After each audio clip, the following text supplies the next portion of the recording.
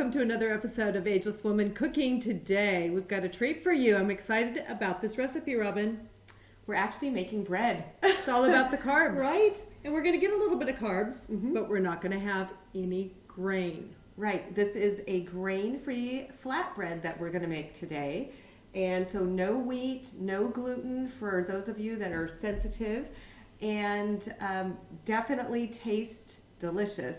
Well, can't wait for you to try it. And let's talk a little bit about why an average person who isn't gluten sensitive might want to try something like this, make some substitutions in her diet from, say, even wonderful sprouted wheat bread. Why are we really encouraging women to check out how their body responds to wheat?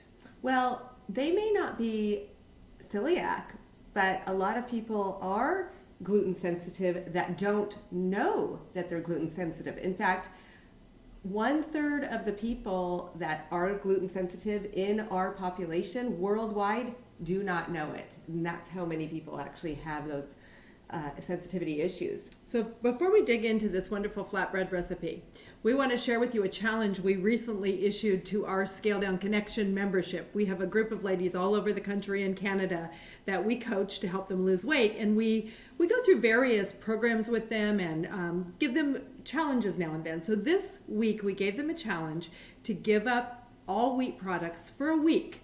And it's not about that you can never have bread again, but it's about figuring out how your body responds. So if you decide to take on that challenge, maybe figure out a great time, you can go to not only this recipe, but some of our other grain-free recipes, and you won't even feel like you're missing it. So let's dig in, Robin. It's so simple. 3 basic ingredients. 3 ingredients, and then we have some flavorings that we're going to add to each of those. So the first is, well, let's start with the coconut milk. We've got 1 cup of full fat coconut milk. You can either buy it in the can or how these little boxes. And we had to shake it up really good. Shake it really good or it's going to be clumpy. So it was shaken really good. We measured it out and here it is. And then we've got a 1/2 cup of almond flour, or they call it almond meal as well, but this is very finely ground. And then we've got a 1/2 cup of tapioca flour. And this is a really fine flour. This is where most of your carbohydrate is coming from in this recipe. This is not a no-carb recipe. There is carbohydrate in this. But each serving is only about 150 calories, so you're going to get a great carbo replacement, or I shouldn't say carbo, grain replacement, bread replacement opportunity. Okay, so where do we go?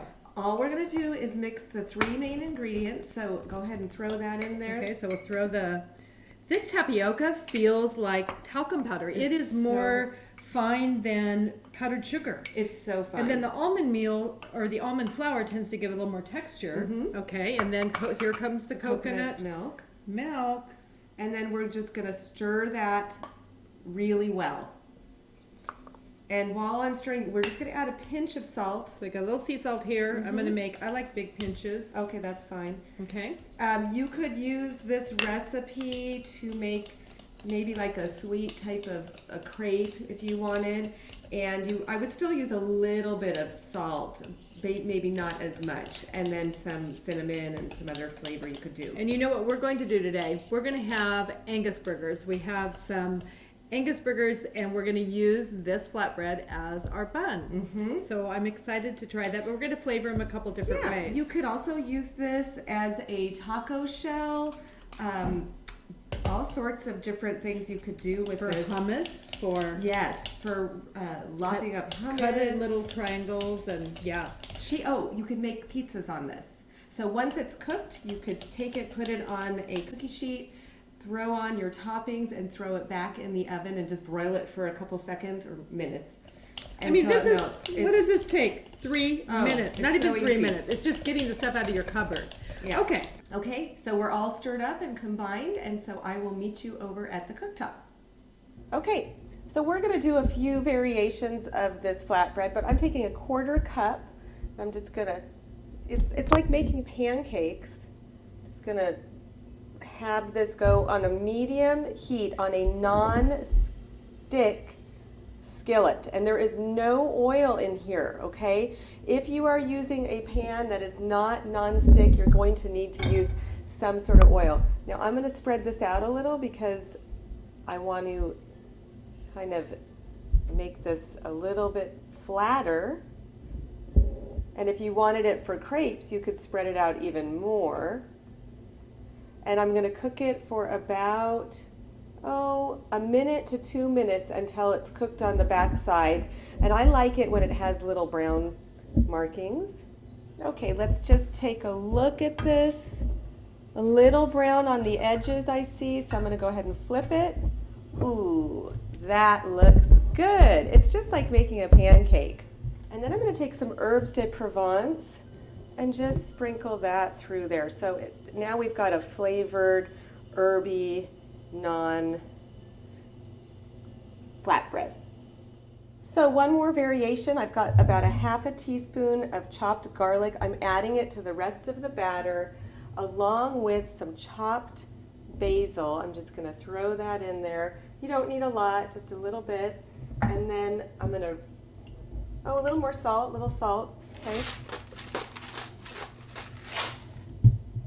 And then I'm just going to stir that in, and we'll make the last few flatbreads as a garlic basil flatbread. So again, we were talking about using a non-stick pan, and this is ceramic. This is a company called Organic, which I love. And this specific pan, what I love about it is that the handle is not plastic. So if I wanted to, say I did want to make a pizza, after I cooked it this way, I could literally flip it over, put my toppings on, and throw it under the broiler in this same pan. Look at those amazing flatbreads.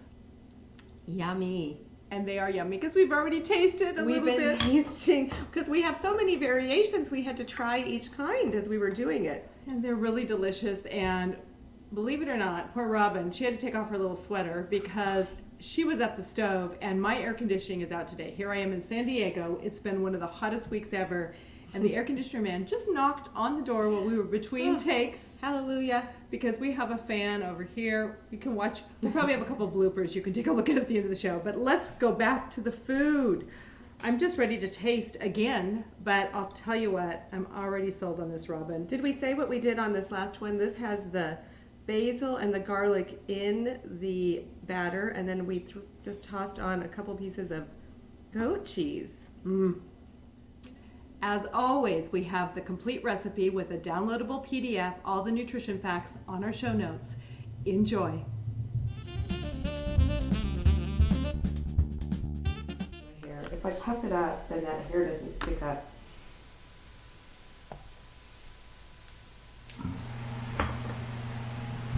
Yeah, you could use them for tortillas. Oh, Yeah. Oh, I like the herbes de Provence.